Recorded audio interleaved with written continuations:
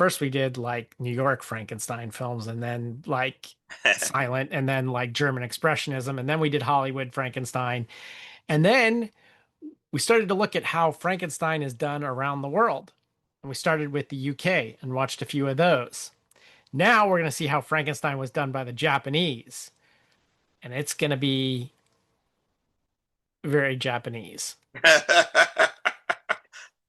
a little bit.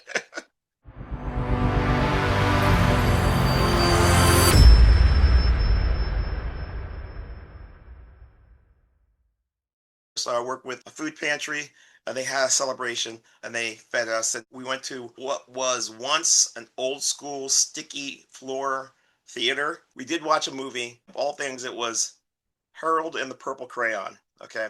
If you were a kid, you might have heard of this. If you've had kids, you might have heard of this.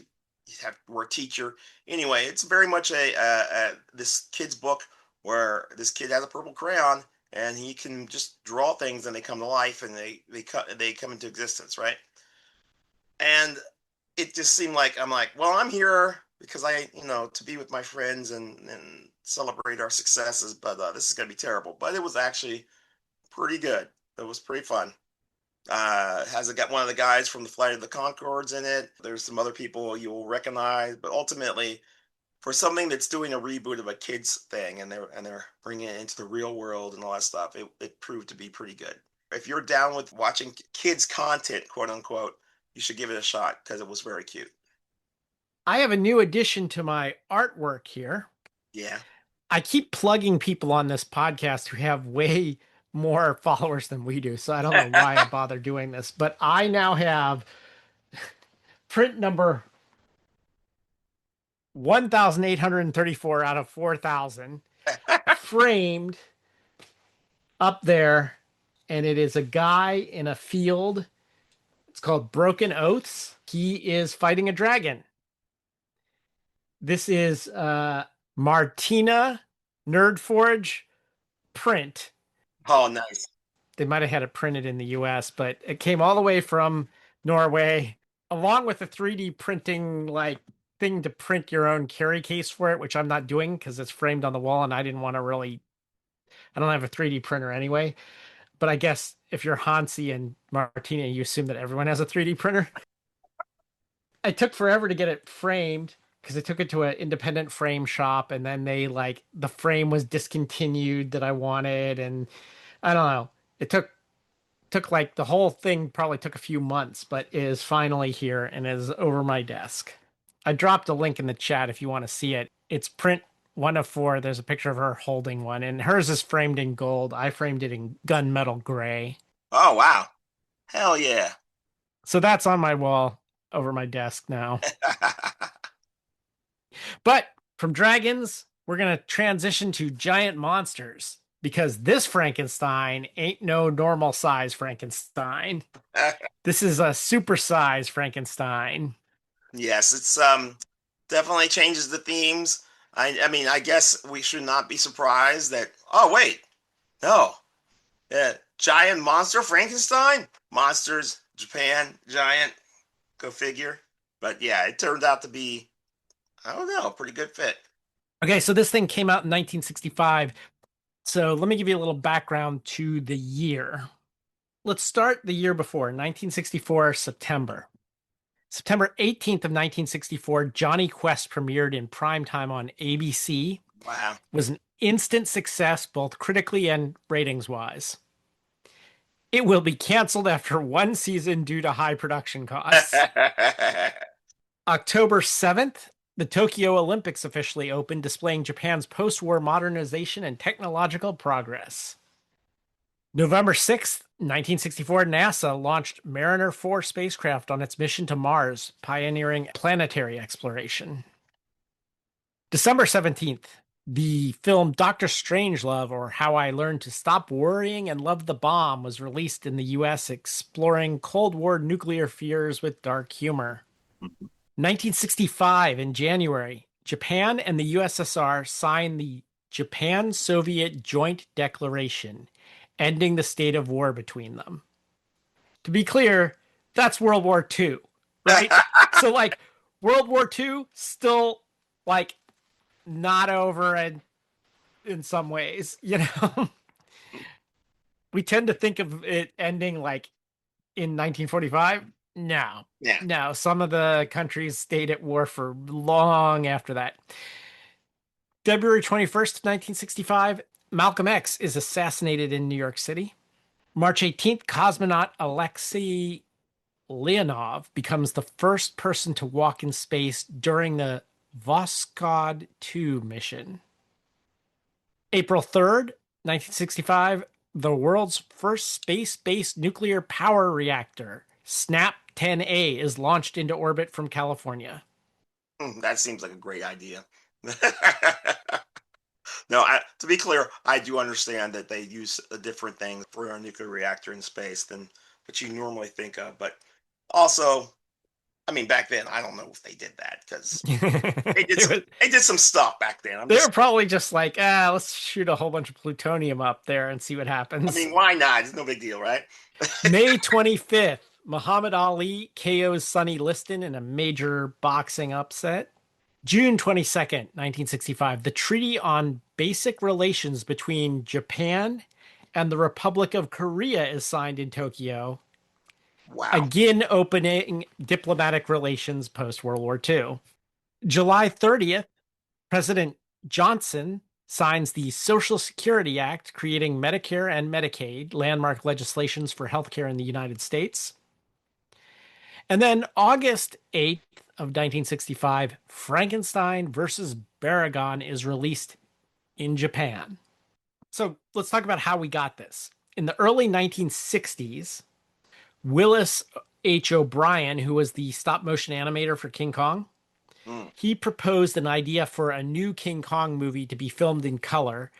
And he wrote a story outline titled King Kong versus Frankenstein. wow. He obtained permission from RKO Pictures attorney Daniel O'Shea to use King Kong, the character. O'Shea introduced him to a producer named John Beck to help him secure the funding. There was a completed script that got retitled King Kong versus Prometheus, which, of course, is reference to Mary Shelley's, modern Prometheus, right? That's some highbrow stuff, right? Yeah, well, Beck failed to secure funding in Hollywood. So Womp womp. Beck then went sort of behind O'Brien's back and made a deal with the Japanese studio Toho Company Limited to produce King Kong versus Prometheus. But Toho was only interested in acquiring the King Kong character, which they wanted to basically make a King Kong versus Godzilla movie, which they ended up doing, right? Hmm. And then O'Brien sued Beck, but eventually had to drop the lawsuit over increasing attorney's fees. And then he passed away in November of 1962. So that was pretty much the end of that. Some people say this has nothing to do with this movie. Mm, Other film historians think it's a direct result. But whatever the case is, in 1964, Inashira Honda, who was the guy who directed the original Godzilla, he went to the US to finalize a deal with Henry G. Saperstein's United Productions of America, UPA studio, to co-produce with UPA 3 films with Toho. And the final right of decision would be Honda's. It also allowed Saperstein to attach Hollywood actors.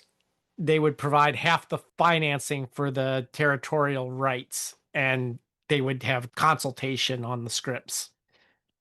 One of the films they co-produced under the deal would be Frankenstein versus Godzilla. Frankenstein versus Godzilla was allegedly from a concept by Ruben Berkovich and Jerry Soule of UPA, and they're credited with the story, but it's unclear how much of their ideas made it into this film. Takeshi Kimura's first draft from July 3rd of 1964 features many of the same elements in the final film. And the story dealt with the heart of the original Frankenstein monster becoming irradiated and growing into a giant Frankenstein monster. Afraid the giant would start eating people, Godzilla would be awakened from slumber in the Kurile Trench by the JSDF, that's the Japan Self-Defense Force, and goaded into a fight with the monster in hopes of destroying him. And then they would end with natural disasters defeating the monsters as Godzilla disappears into a raging river flow and the giant Frankenstein monster disappears into magma caused by an erupting volcano. Classic, right? Wow, it's like we're going to put everything in this one. A March 1965 draft replaced Godzilla with a new kaiju, Baragon. And the final draft from May 10th of 1965 had Frankenstein acting less like a monster with the human characters to foster like compassion for him. Honda criticized the decision by Toho and UPA to include a kaiju, calling it convenient.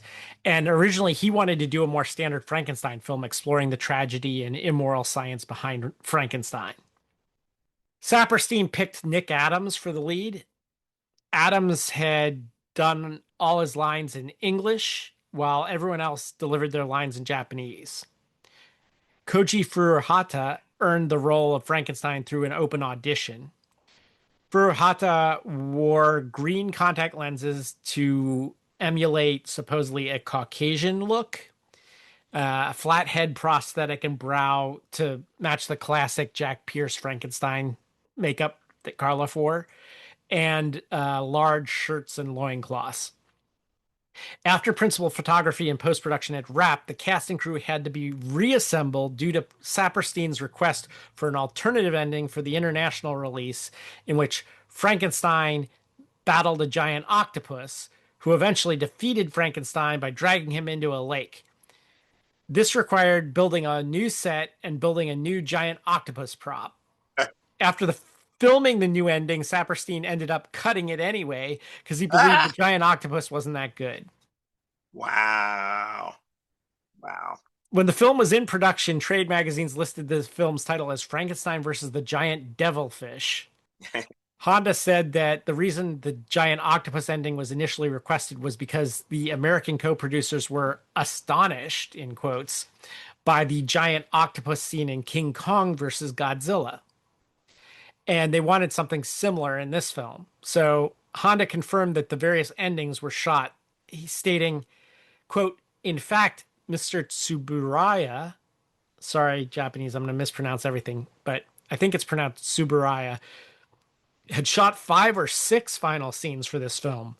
The infamous giant octopus is only one of these endings, unquote.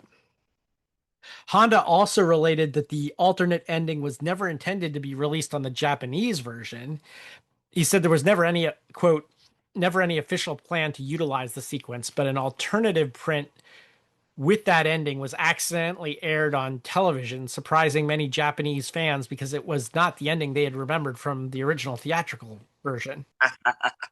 Wow. The film was released in Japan on August 8, 1965, and it grossed 93 million yen in its Japanese theatrical run.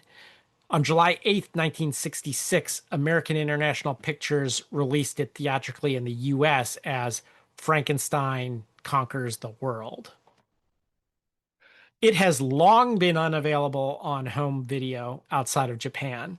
In June of 2007, Frankenstein vs. Baragon was finally released on DVD in North America. In 2007.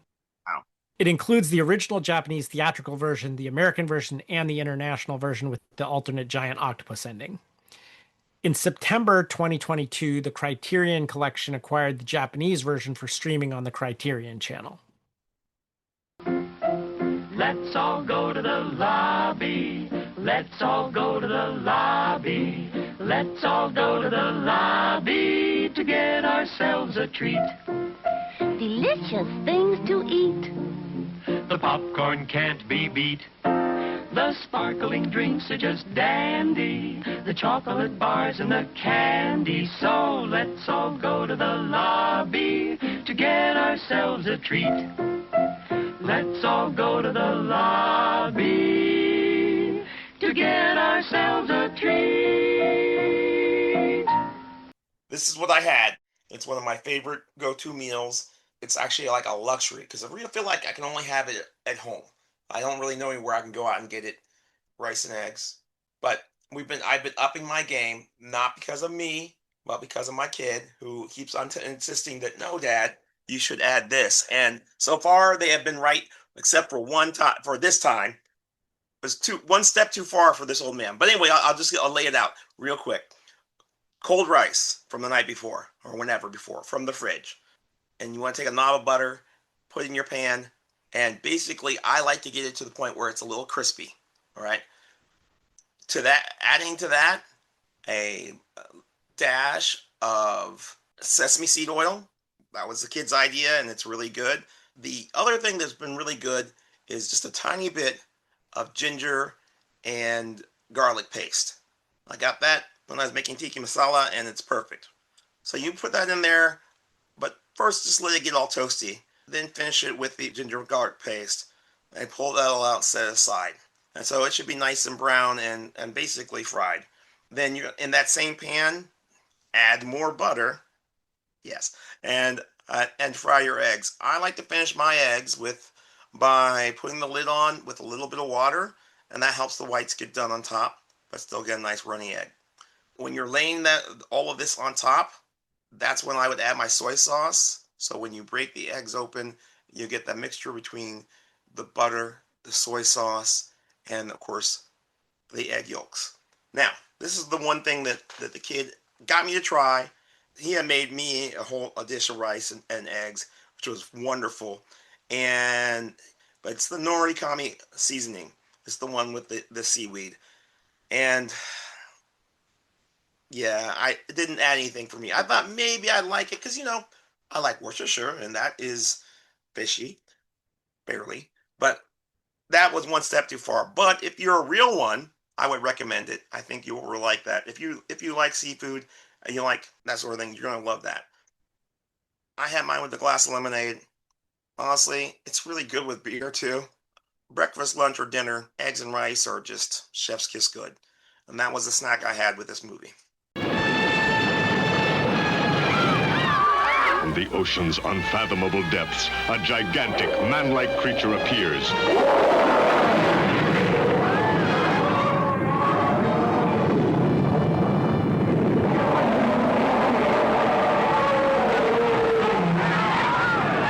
From the fiery depths of the earth comes a prehistoric mastodon of destruction. Never before has the screen known such heart-stopping terror. Starring Nick Adams. Well, I feel he's very important from a scientific point of view. I'd have to cut off a leg or an arm. Doctors, I won't let you conduct this test. Frankenstein, with the strength of 1,000 men. And every man's need for affection that makes him a willing captive. The chain hurts you.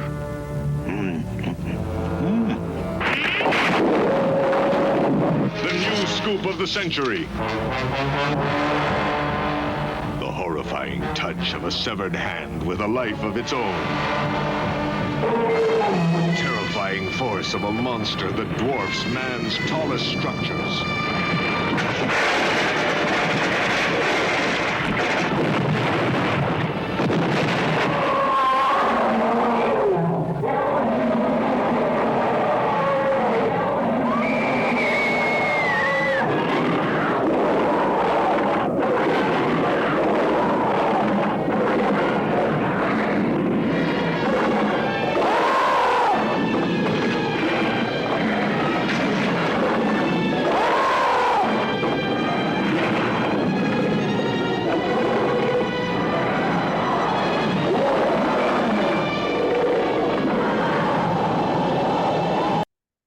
So this has a great setup. Near the end of World War II, the Nazis raid Frankenstein's lab. All right. And then they get on a U-boat and they meet up with an Imperial Japanese sub who does not know what they're going to be getting. They know that they're going to be handing off something secret. They think it might even be Hitler himself because the Allies are pushing into Germany, right? Yeah. So So it turns out it's this box, and it's basically got the heart of Frankenstein's monster in it, Yeah. Yeah. which is still alive. All right. This is gotta be of the kaiju movies of the classic era. This is one of the best setups ever. Yeah, to me, it's like this. I'm like, wow, this is some comic book level stuff. I mean, Yeah. And keep in mind, the Japanese take this living heart of Frankenstein's monster to a research facility in Hiroshima, Japan. All right. The intention is to use it to make super soldiers. But just as the experiments are about to begin, like, I mean, what happens? Hiroshima is destroyed by the Americans' nuclear bomb. and I do apologize. I wasn't, laughing about Hiroshima. I'm just like, the setup is really extra, guys. I mean, it's over the top extra. Oh, and the opening scene with Frankenstein, and it is no words were spoken in it. As I recall, I think it was wordless, but everything came across clearly, and it was, it was good. So anyway, Classic trope of Japanese monster movies, giant monster movies. Nuclear bombs are always bad news, right? So 15 years later, Hiroshima has been rebuilt, and there's an American scientist there named Dr. James Bowen, and he has two assistants, Dr. Sueko Togami and Kenichiro Kawaji. They notice a feral child on the streets, and he lives by catching and devouring small animals. This is a little weird because they're supposed to be doctors, and we see this kid, he's possibly hurt in a car accident, but does the doctor go down there to see if he's okay? No, they just let him go, right? she threw him some food, but Yeah. like the kid who is referred to as a waif, that's the translation. It's waif, and it's like, oh, there's been lots of them since after the war. I was like, this seems okay. Well, that's yeah, no, I know about Graves of the Fireflies, and I don't know, man. It just seemed really like dismissive. It's like, oh, yeah, sometimes kids kill pets and eat them. Dang. All right, so we fast forward a year. It's a year later. They find him living in a cave on the beach, and they rescue him from a mob of outraged villagers. So now we have our first real, not our first, but we have another Frankenstein trope here. Yeah. So Bowen and his team take him in, and they discover he's built up strong resistance to radiation. Keep in mind, all of this is less than 20 years after the end of World War II, right? And in some cases, not even after the end of World War II, as we got from our history part. Yeah, exactly. We have a discussion of Hiroshima, and there's also an interracial gaijin Japanese romance here between the doctors. Nothing is shown. It's very collegial. They spend a lot of time together and they joke, but there is no indication that they are actually involved. If you say so. I think it strongly implies that they are, but whatever. Oh, by the way, guys, this guy looks like a sort of like, I don't know, a young Phil Collins or something. I mean, that's the best. That's the first guy that comes to mind. His blonde hair, the blue eyes, and I'm really curious. Is his Japanese good? Because you said before that he was did all his lines in English, but whatever they did was whatever the voiceover was, it came across pretty good. So Yeah, he did his lines in English. Everybody else did theirs in Japanese. And so in the Japanese version, he was dubbed into Japanese. And in the English version, they kept his and everybody else's was dubbed into English. So then we cut to a scene where the former Imperial naval officer who was in charge of the sub that took the heart, yeah, he's now working for a oil refinery.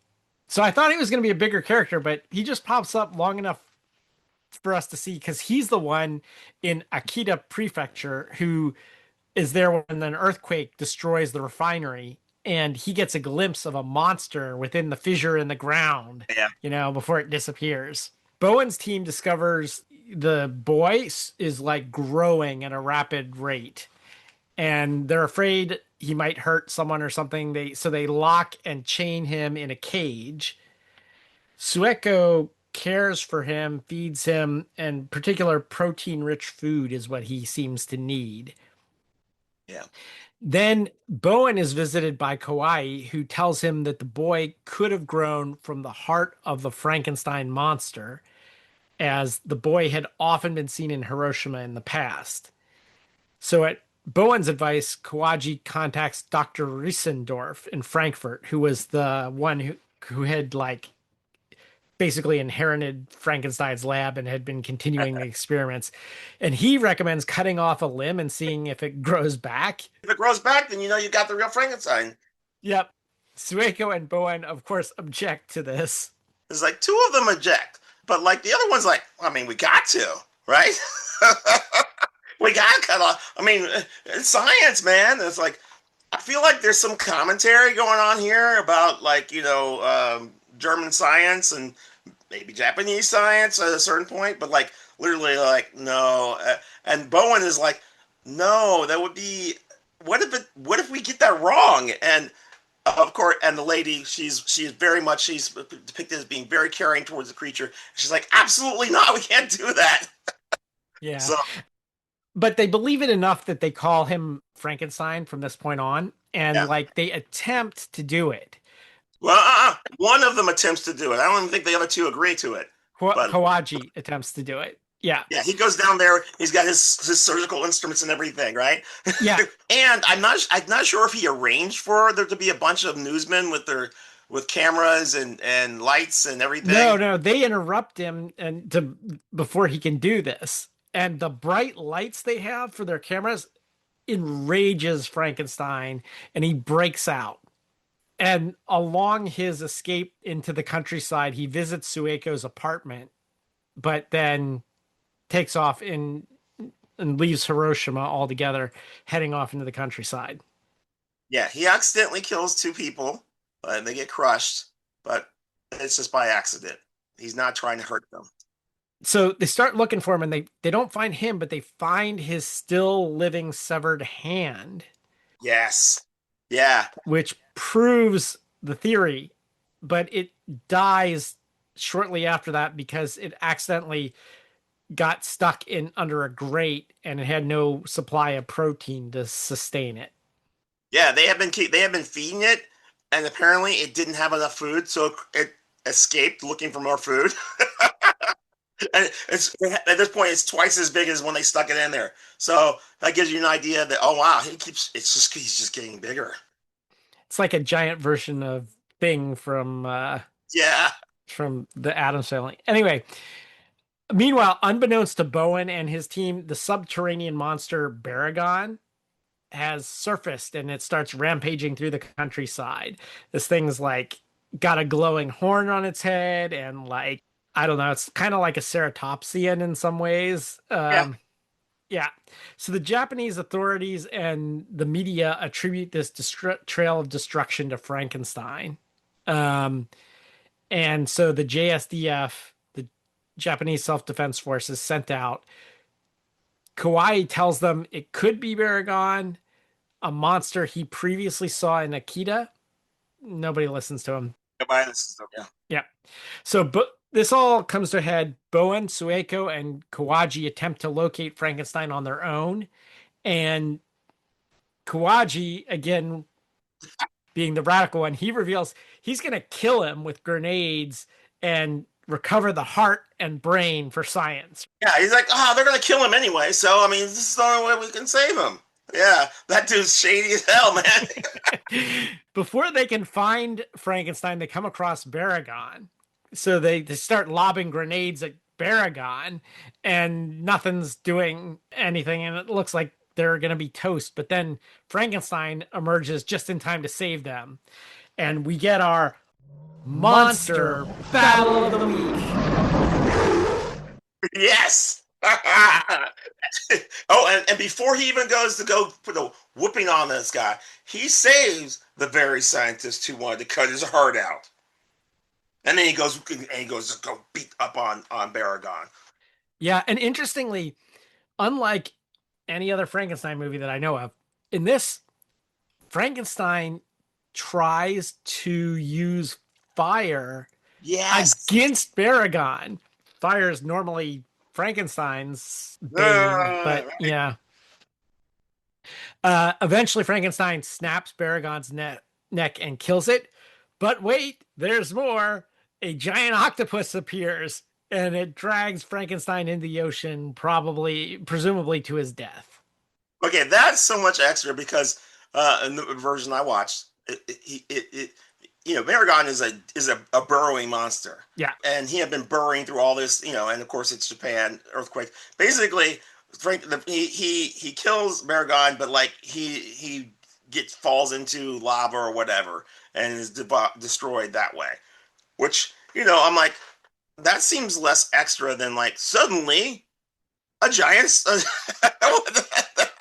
What is that about? Yeah, I have no idea. I mean, that definitely felt tacked on, and we know Saperstein wanted it and then decided he didn't like it, and but it exists. It's out there in the world, and everybody now like, oh, you can't have this kaiju movie with this kaiju battle that happens that you don't include in it, So Right. okay, so that's the basic story. What did you think of this film?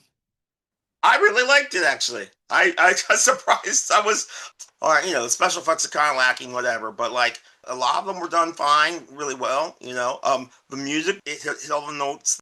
The theme for the Japanese Defense Force that was like a bop, man. It was good, and the idea of a Frankenstein that is this embodiment of like I don't know a hungry child. He's just all his only real thing is he wants to eat. He doesn't have like a thing. He wants to eat. He has a relationship with his mother figure who feeds him and doesn't mistreat him. And the rest of it is just like he's a good boy. And the scenes where he was like it was like professional wrestling was way on. Even the body type he was like sort of a rangy, thin, almost and they gave him basically Neanderthalistic sort of look. It reminded me some of the comic book adaptations I've seen on Frankenstein, but like way back in the day, probably EC Comics stuff.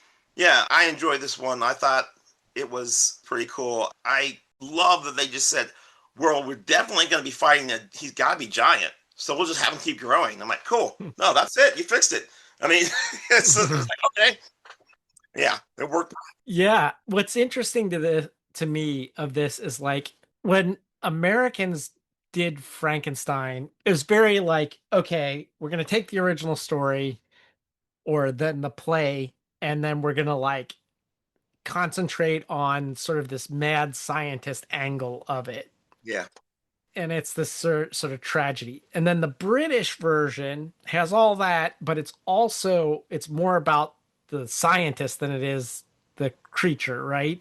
absolutely. And it's very British. It leans into like the stuff that they have, like the castles and the costumes and the Victorian like look and everything like that.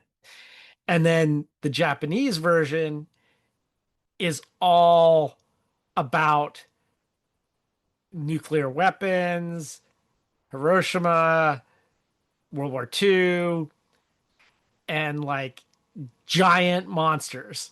Like, of course, Frankenstein's gonna be a giant monster, like There's a lot of ethical sort of sleep with the mother, kill your father sort of stuff going on in both the American and the British versions. But like that's not the vibe here at all. There's no creator, is nowhere on site. It's this thing that is fed and grows, and then you have a mother figure who finds it and treats it well. That's it. Ironically, the mother figure doesn't give birth either. They mother as in the verb. There's none of the other stuff. They do a cool scene when they first start worrying about him being dangerous. He's reaching out towards the woman, the scientist, and he's reaching. He seems to be focused on her chest, and they're like, "Oh crap!" And literally, Bowman picks up a chair, whacks him on the head, has no effect, and he doesn't even notice. He's reaching out to the shiny little ring that's hanging around her neck. It's like a ring, a chain, and that's it. And he's like, he's laughing. He's totally innocent. And after that, she's just like, no, leave him alone. He won't hurt me. And even then Bowman's like, oh yeah, we're all friends here. It's like, dude, you just hit him with a chair. He's being really chill right now. In this series, we've seen a lot of Frankenstein awakens, and like he's got sexual energy. What that's just like boom right there. It's part of it. I've been surprised at how sexy, Frankenstein content can be, but yeah, that's not in this. There's none of that. It's just him being this big toddler, a giant toddler who ultimately is a good boy and looks after his mommy. I mean, pretty much. Yeah. Definitely different. Definitely different. You might have some insight on this. There's the giant creature in a Japanese pop culture. Daikaiju. Yeah. Dai means great or big. Kaiju is like a monster or spirit creature. Yeah. Well, there's the other part though. They are tied to a young person usually. Like there's famously the little twin girls, but like even the giant robot stuff. Giant robots are always piloted traditionally by teenagers.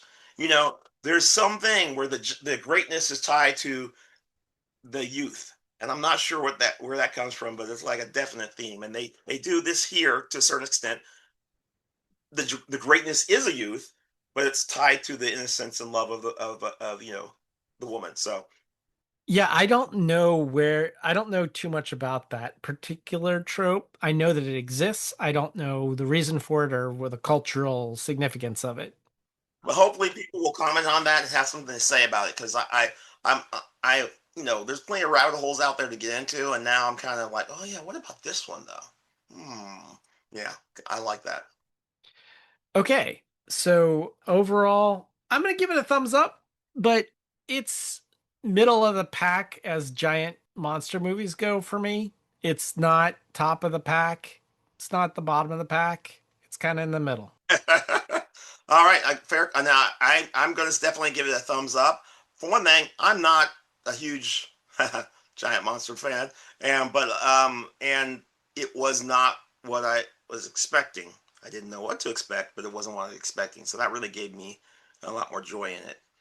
With that said, gonna bring this to a close and say if you like the show, just tell a couple of people about it. You can like and subscribe and rate and review. All of that's definitely appreciated, whatever platform you get us on. But the way to really help us out if you're interested is tell two people about the show. That's the best way to help us. If you'd like to talk to us, you can write us at GC8 Podcast. That's letter G, letter C, number 8 podcast at gmail.com. Until next time, this is Eric. Hey, and this is Will. Signing off.